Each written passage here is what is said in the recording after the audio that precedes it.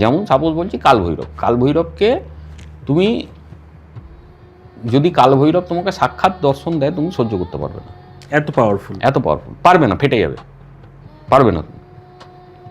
কিন্তু যারা কালভৈরব সাধনা করেছে ওর কিছু সিমটমস আছে যে তোমার ইষ্ট তোমার প্রতি প্রসন্ন হচ্ছে। প্রথমে তো ঘরে বসে হয় না, তোমাকে শ্মশানে জায়গা করে নিতে হবে।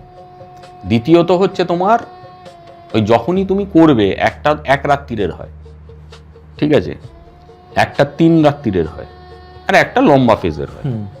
3 দিনেরটা যখন করবে না, প্রথম দিন বাদ দিয়ে পরের দিন কোথা থেকে বড় বড় কুকুর আসবে কালো, তুমি যে ভোগটা দিয়েছো ওই ভোগটা ওরা খাবে, তারপরে ওই ভোগটা তোমায় খেতে হবে। বাবারে, ঠিক আছে, এইটাই হচ্ছে তোমার জিনিস যে তুমি সাধনার দিকে ঠিক দিকে যাচ্ছ না ভুল দিকে যাচ্ছ।